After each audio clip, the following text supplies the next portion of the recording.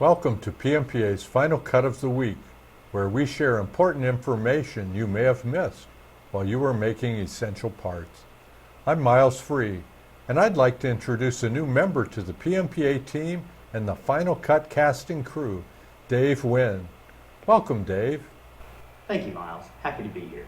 Let's tell our viewers what they need to know for the week ending June 2nd, 2023. With all the talk of AI going around, deepfakes have become a major topic. Many are worried about the possibility of deepfakes playing pivotal roles in future elections. Posting political satire is one thing, but the next step will be fraudulent information from our customers. Our take? Systems will have to be developed to identify fake content. Think vendor payment information, customer POs, shipment address changes, etc. Do you have a system to identify if information is legitimate? If superconducting materials could work at ambient temperatures, almost all of our technologies would be totally reinvented to use even less energy. Think power grids with zero losses, possibly production of energy via nuclear fusion, levitating mass transit, and amazing developments in electronic memory, storage, and computing, even improving medical imaging resolution and affordability. An article just published in Nature describes a new material called N-doped lutetium hydride, which is made of hydrogen, nitrogen, and a rare earth metal called lutetium.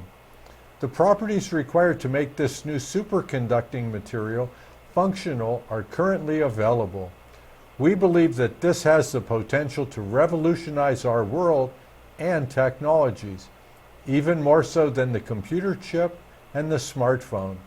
Prepare for your industrial parts to change as this material becomes commercialized. Lack of cloud permanence is something that is becoming a reality. We generally think of digital information as everlasting. Once it becomes digitized, you no longer have to worry about it, right? Google just announced that it will delete accounts after 2 years of inactivity. Other companies will most likely follow suit. It is important for our shops to be sure to have a process to review where your information is stored and then review the data retention policies so you don't lose critical information. New orders for manufactured durable goods rose for the second month in a row, up 1.1% to a record $283 billion in April. The March increase was 3.3%. Excluding transportation equipment, new durable goods orders slipped 0.2% for the month of April. Shipments of manufactured durable goods in April were down 2 of the last 3 months and decreased 0.7%. This followed a 0.7% March increase. Transportation equipment, down 3 of the last 4 months, led the decrease. Inventories of manufactured durable goods in April, up 4 of the last 5 months, increased 1% to $521.9 billion. This followed a 1% March decrease.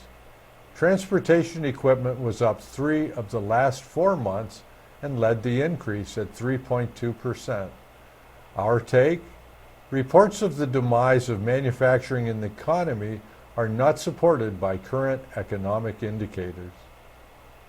On this week's Speaking of Precision podcast, Miles Free, Carly Kistler-Miller, and I take a peek into what to expect on PMPA's upcoming Mastery program, including 5 PMPA member shops, 4 machine tool equipment builders, 2 tool makers, 1 steel mill, 1 bar grinder, 1 machine monitoring company, 1 CAD/CAM company, 1 industry media company, 1 electroplater, and 1 metalworking fluid compounder.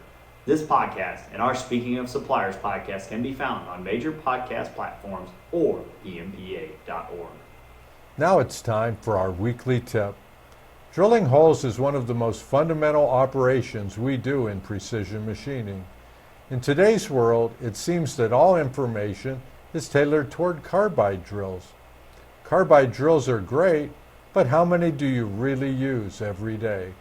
Especially in our small to medium quantity job shops. To learn more about using twist drills for success, go to pmpa.org's Knowledge Centers or Final Cut of the Week.